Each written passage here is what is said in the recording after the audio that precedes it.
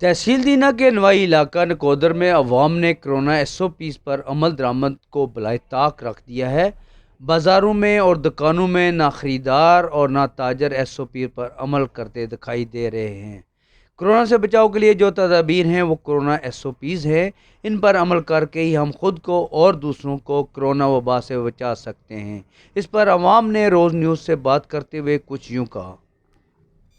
बेहतर यह है आए दिन कोरोना केसेस का इजाफा हो रहा है और लिहाजा इसका प्रिकाशन करना नहायत ही जरूरी है।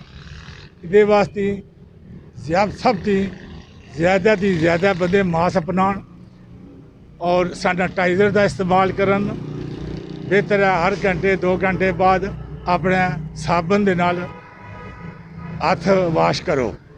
उसकी बाद कोशिश करो मजलिस आम मजलिस जी होंगी है उहदे साडा क्राउड होंदा है उहदे बेहतर है कम अज़ कम 6 फुट का फासला रखना चाहिए।